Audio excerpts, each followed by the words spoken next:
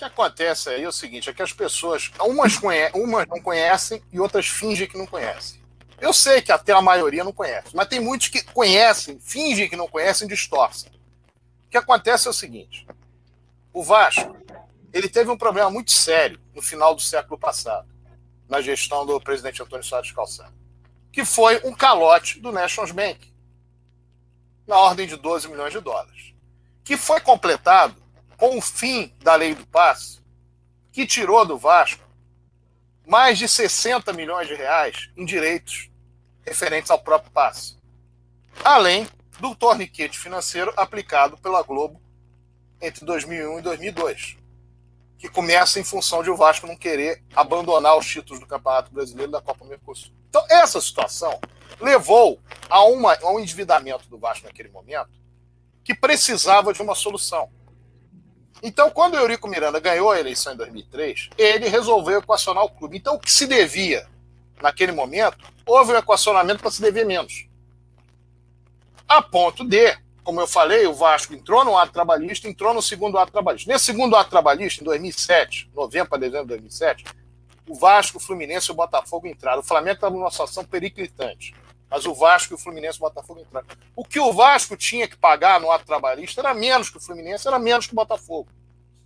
Em 2005, o Vasco foi o clube carioca que obteve certidões positivas com efeitos negativos, que estava cuidando dessa questão. O Vasco tinha uma folha salarial baixa, ele deixou de investir no time de futebol da maneira como poderia ter investido em outras épocas, e que irresponsavelmente outros clubes investiam naquele período.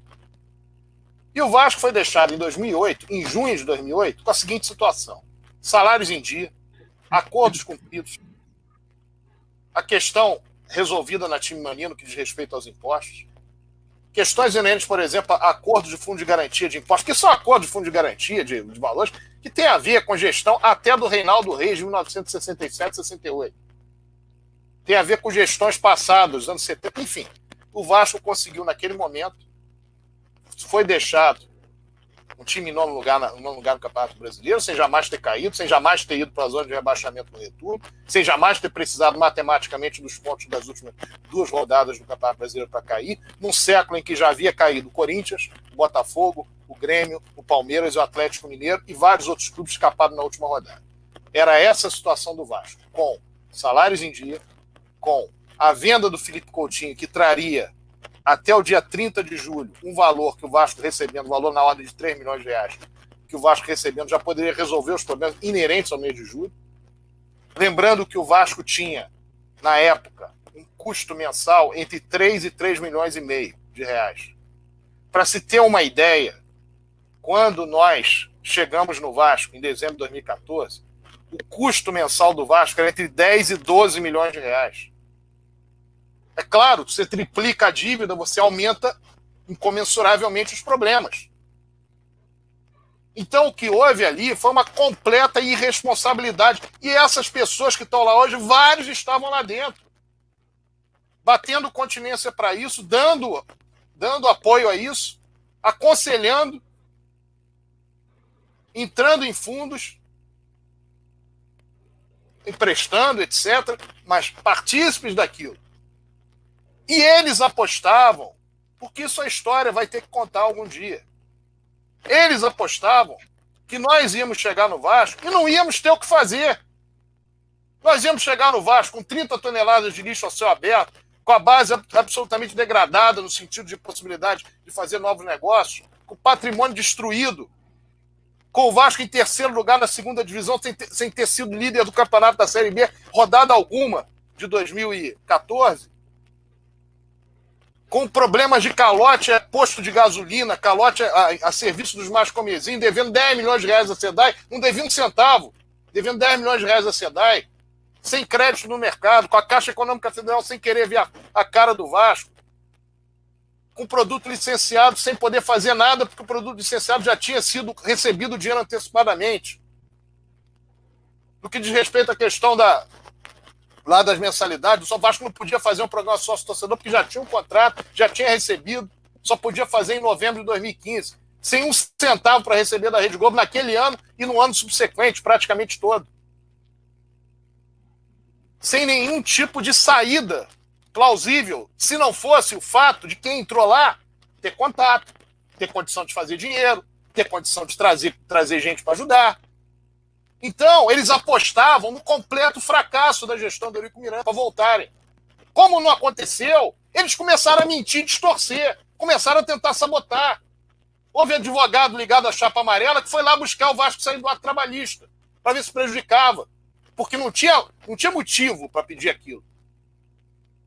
Foi tentado o tempo todo dizer que tudo aquilo era uma porcaria, junto com a imprensa convencional, enquanto o Vasco estava crescendo, o Vasco estava diminuindo sua dívida, o Vasco estava construindo basquete, o Vasco voltava a ter força no Remo, o Vasco voltava a ter força na base, o Vasco voltava a ter uma média de patrocínio na ordem de 11 milhões e meio de reais de Master durante os 3 anos, o Vasco voltava a ter credibilidade no mercado, voltava a ter títulos, como foi deixado na Taça Libertadores da América. Então, essa gestão, que foi uma gestão muito boa, e não há argumento plausível para dizer que não foi, não há. O que as pessoas fazem é repetir falácias, mas não há. Essa gestão foi a responsável por voltar a colocar o Vasco nos trilhos. Quando ela saiu e entrou o que entrou, que tanto faz se era amarelo, se não era amarelo, era da chapa, entrou com aquele apoio, tanto que muita gente que era ligada aos amarelos foram para dentro do Vasco, nas mais variadas funções, para fazer o que fizeram. E o que se vê hoje é uma continuidade disso. Então, está na hora das pessoas começarem a lidar com a verdade dos fatos. Eu estou falando aqui de fronte erguida, abertamente. Eu sei perfeitamente qual foi a situação que esse pessoal deixou o Vasco em dezembro de 2014. Vocês do canal, vocês que estão no chat, vocês podem não saber, mas era uma situação degradante que o Vasco estava vivendo. E nós viramos o jogo, a ponto de tornar Flamengo, Fluminense e Botafogo fregueses, a ponto de diminuir a dívida, a ponto de reconstruir patrimônio, a ponto de ganhar títulos, a ponto de deixar na Libertadores, a ponto de voltar com basquete, a ponto de voltar com uma base forte. E isso foi tratado como se fosse uma coisa qualquer. E quando entraram novamente, fizeram o que fizeram com o Vasco nesses últimos 3 anos.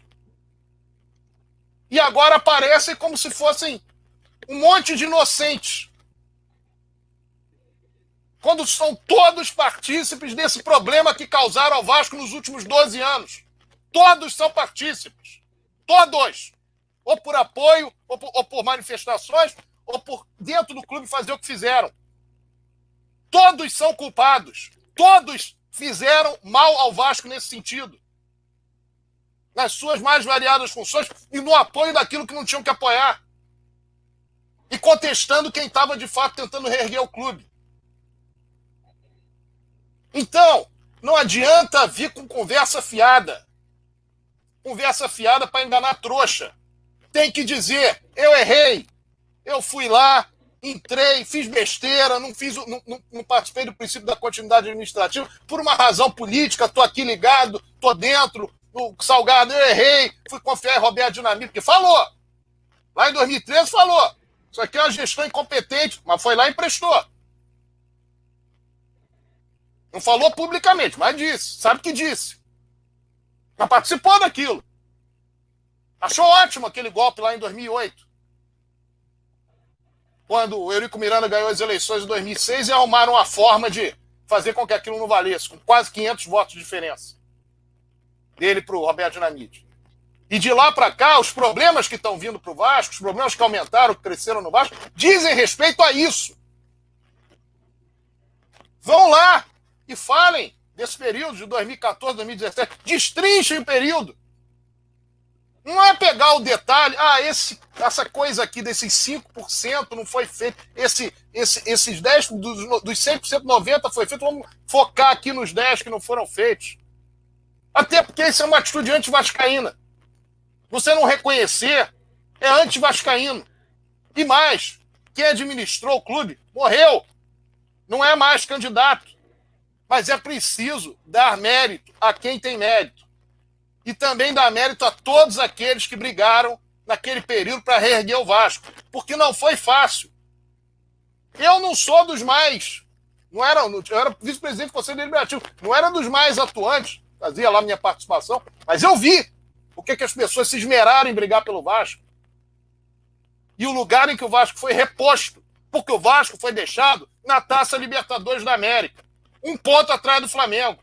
E deu sacode no Flamengo a gestão inteira, praticamente. Deu sacode no Fluminense, deu sacode no Botafogo, e vai ver o número de taças que tem em São Januário no futebol profissional e as deles, naquele período, para ver quem ganhou mais.